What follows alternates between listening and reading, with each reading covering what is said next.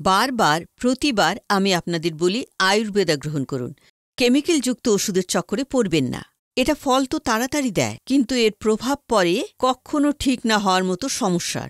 40 বছরের ওপরে পুরুষদের বিশেষ করে কেমিক্যালযুক্ত ওষুধ গ্রহণ করা উচিত নয়, কারণ এই বয়সে সমস্যা যে কেবল গুরুতরই হয় না, কিন্তু ঠিক হতেও সময় লাগে। কত সংসার নষ্ট হয়েছে, এমনকি ডিভোর্স অব্দি এসছে, আর সমাজে হাস্যকর হয়ে রয়েছে।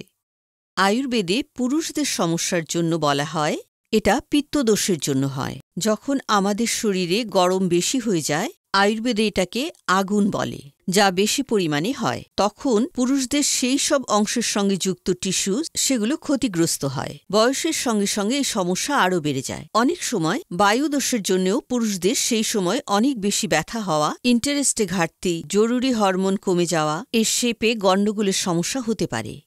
সময় থাকতে এই সমস্ত দোষগুলো ঠিক না করলে এই সমস্যা সবসময়ের জন্য হতে পারে। আয়ুর্বেদের মাধ্যমে এই দোষগুলোর ওপর কাজ করা যায়, কিন্তু সমস্যা গুরুতর হলে, বয়স বেশি হলে, শরীর দুর্বল হলে ওষুধও তো প্রভাবশালী হতে হবে। যেমন লিভমুস্টাং।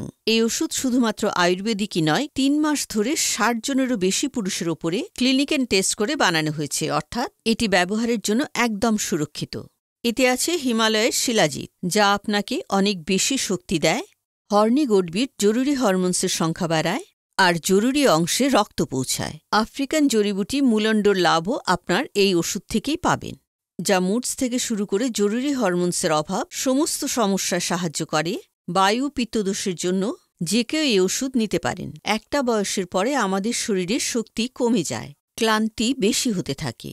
আপনি যদি ডায়াবেটিক হন তাহলে ক্লান্তি বেশি হয়, সেই জন্য লিভমুস্টাংয়ে শিলাজিতের মাত্রা বেশি দেওয়া হয়েছে। বিশ্বাস করুন, শিলাজিৎ আপনাকে ক্লান্ত হতে দেবে না, আর দুর্বলতার মতো সমস্যাও সাহায্য করবে, যাতে বিনা কোনো সমস্যায় যৌবনের উদ্দীপনা অনুভব করতে পারেন। স্ক্রিনে দেওয়া নম্বরে যোগাযোগ করুন আর নিজের পার্টনারের সঙ্গে সম্পর্ককে আবার মজবুত করুন। শাশুড়ির খোঁটা খাওয়া তো অভ্যেস হয়ে গেছিল, কিন্তু এখন তো আশেপাশের লোক সুনীলকে এ সমস্ত কথা কি বলবো, কি জানি, বাড়িতে এসেই শুয়ে পড়ত, যেমন শরীরে কোনো শক্তিই নেই। কথা বলা তো দূর, সে সম্পর্কে ভাবাও পাপ। তখনই আমি একদিন সোশ্যাল মিডিয়ায় লিভমুস্টাং সম্পর্কে পড়লাম, কয়েকজনের ভিডিও দেখলাম। বিশ্বাস তো হচ্ছিল না, কিন্তু আমি রিস্ক নিলাম আর আনিয়ে নিলাম। সুনীলকে রোজ একটা ওষুধ দিতাম, কেবল 7 দিন, মাত্র 7 দিন, আর তারপর এখন 2 মাসের প্রেগনেন্ট। 1 ঘন্টা ধরে থামতই না। কি জানি কি এমন পাওয়ার এসে গেছিল, মনে হতো ও আগের সুনীল তো নয়। Thanks to লিভমুস্টাং।